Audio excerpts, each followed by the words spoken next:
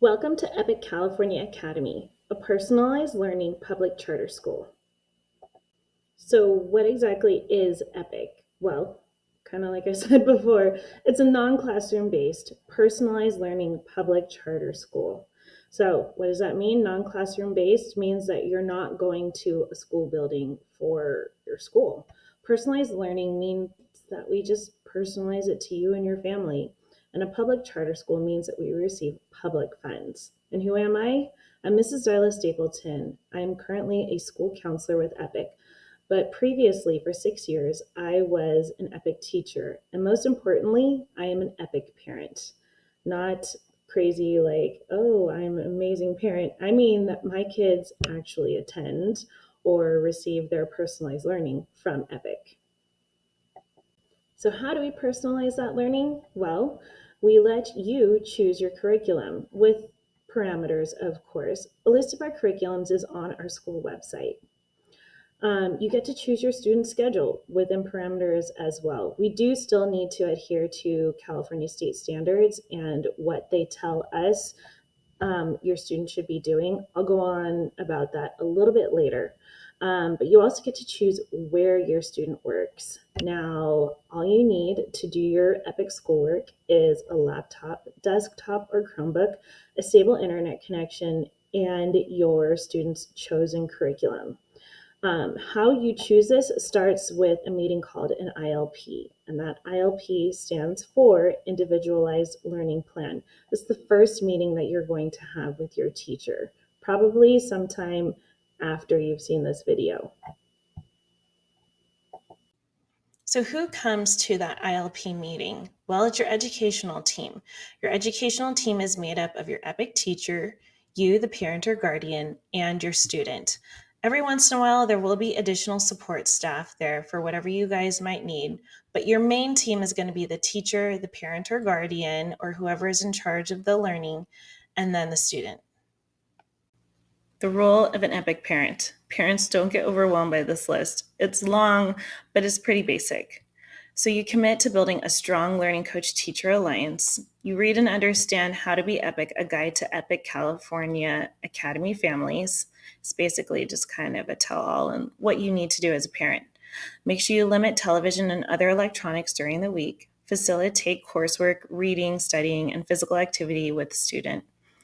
Daily monitor student work completion, communicate with the supervising teacher, try to return all school communications by the end of the next business day, provide a positive environment for staying physically and socially active, ensure that the students has the materials that they need to accomplish the assigned work, and encourage students to pursue the activities that they enjoy, and prioritize school meetings, which technically includes our benchmark and state testing sessions. Now, I know that's a really long list, but it's really not that hard. Basically, you're going to help your kid make a schedule. You're going to look at the work, map out what it is that you want to do that week, and then make sure that they do it.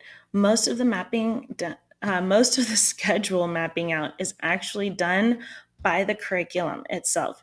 You just get to customize it to what works for you and your family. Limiting television electronics. This one, I don't know why it was tough for me, but it was. My son loves watching YouTube, but he only gets an hour of media per day. And I know that might be a little extreme to some people, but he's already working online and he's already getting a lot of online time. Therefore, any other recreational time, I really want him to be moving his body. So limiting that television and other electronics during the school week really helps him to focus on his schoolwork. And that daily monitoring is just making sure that your kid did what they're supposed to do. You mapped it out and they do it. And it's really as simple as that. Students, what is your role? You log into your curriculum every single day to make sure that you complete everything that is on the AWR. And I'm going to do an entire other video for just so everyone knows, on all of EPIC acronyms because there's a lot of them. You're going to join synchronous sessions with your teacher. I'll explain what that is a little bit later in this video. You're going to communicate with your learning coach, who is either going to be a parent or guardian, and then your supervising teacher, especially for my high school students. We want more and more of the communication to happen with you. You guys are going to be adults soon, and we want to make sure that you know how to function within that adult world. And then we want you all to be physically active and keep track of that in a PE log. The role of an EPIC teacher. They're there to supervise and keep records of grades, work completion, and attendance, provide opportunities for virtual live lessons and live interaction times. They ensure that students progress through schoolwork with proficient scores, calculate and award attendance based on students' work completion and academic participation, analyze student benchmark data and customize education, evaluate student work, including on and offline work, plan and assign relevant schoolwork based on grade level learning standards, current knowledge shown by benchmark scores and students' interests, provide resources, materials, and other tools, communicate with families, coordinate meetings with the educational team, carry out non-compliance process if expectations are not met, and facilitate, mentor, lead student learning, and provide guidance in a variety of ways. Okay, that was a lot. So basically, parents, the teacher is there to do everything that they would in a normal brick and mortar school, but they're also going to be kind of guiding you through this process of having your student there in your home. You're the boots on the ground, and they're the ones that kind of make the plan for you, but they also help to implement it as well. They don't just hand it off and be like, peace. Yes, you do the work. Yes, you are there as the learning coach, but they're there to help facilitate things as well. And they're there for you to make sure with any questions or anything like that, that we make sure that your student is covered and that they're getting everything that they need.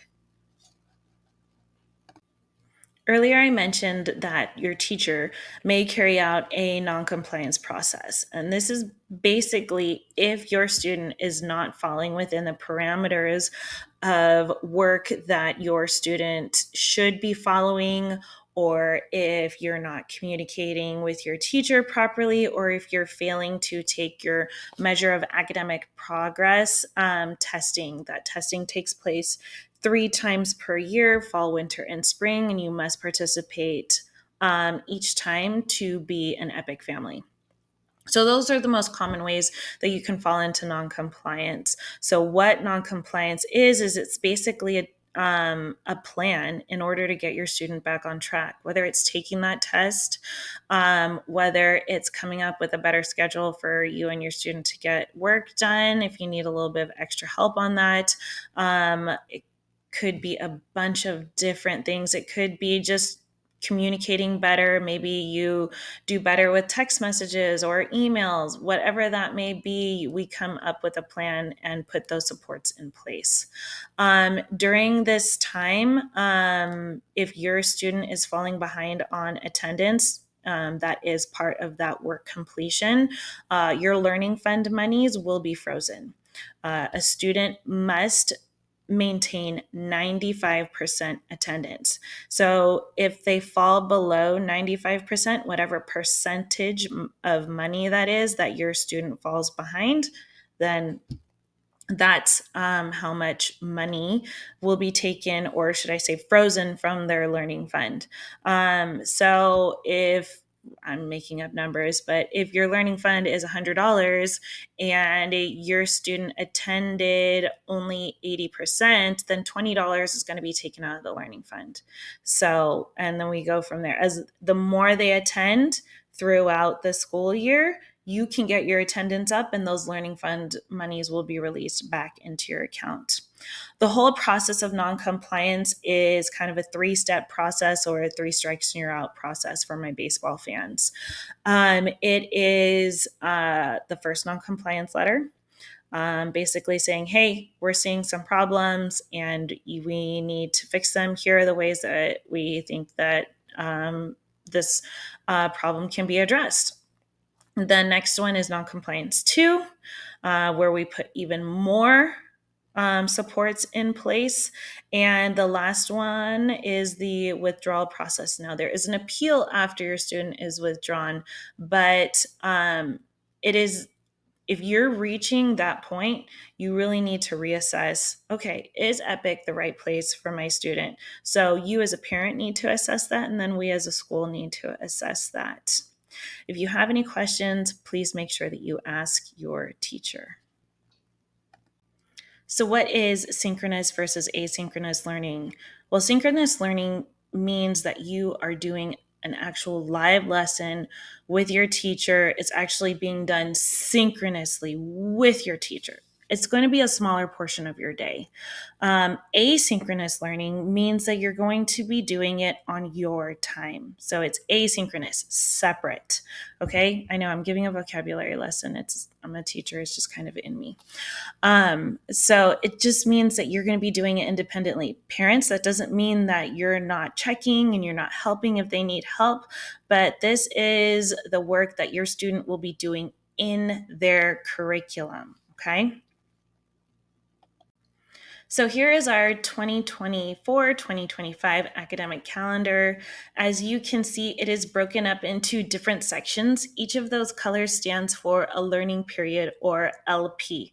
The first one starts on September 3rd, the first day of school, and then goes all the way until October 4th. Each learning period, actually before each learning period, your teacher will be sending you an AWR, or an assigned work record. All of your students' work on that AWR will need to be completed by the end of that first learning period. Then before you start the next one, your teacher will send you a new one for learning period 2. I hope that you guys are kind of understanding what I'm saying. Each of the learning periods is a little bit different as far as the days. This calendar is on our website, so please make sure that you check it out. You can download it, print it out. I had it printed out for my kids, and we made sure that we got everything done within the time that was allotted. Okay, and lastly, we have our minute breakdown for exactly what your students should be doing each day / each year. So our Epic calendar, as you saw on the last one, I don't think I actually said it, but it's 175 days. That's how long our school year is. Each grade level has a certain amount of minutes that the student should be working. Now remember, your teacher takes your attendance based on the time that you worked, as well as the amount of work that they assigned and that is completed. So your kindergartner should be doing a minimum of 36,000 minutes per year, 206 minutes per day, or if you want hours, 3.5 hours. First through third grade, that's 50,400 minutes per year, 288 per day, or 4.8 hours. Our grades, fourth through eighth, 54,000 minutes per year, 308 minutes per day, and 5.2 hours. And then our high school students, that is 64,000 minutes per year, 366 minutes per day, or right around 6 hours per day. It should somewhat correlate to what the student will be doing or would be doing if they were in a brick and mortar school. Now, obviously, you're not in a brick and mortar school, and every student learns at their own pace. Some days are going to be a little bit longer, some days are going to be a little bit shorter. And within this window of the minute breakdown / the learning period from the calendar that you saw, you can see how you can kind of customize how your student will work. And that's something that you can talk about with your teacher. It's something that you can talk with me about. I'd be really happy to meet with you and talk about your family personally and kind of figure out what schedule would work best for your family. But that really is what your teacher is for. And I am here to support in any way that I can. One more thing that I want to mention is that this also includes your PE time. Each grade level has a specific number of minutes that they need to do for PE. K through 6, it's not listed on this chart, but K through 6 is supposed to be 20 minutes per day, and 7th through 12th grade is supposed to be 40 minutes per day. So just make sure you guys factor that in as well. Thank you all for listening to this presentation. We are very, very happy that you are here with EPIC. If you have any questions, please reach out to your teacher, and I hope you guys have a good school year.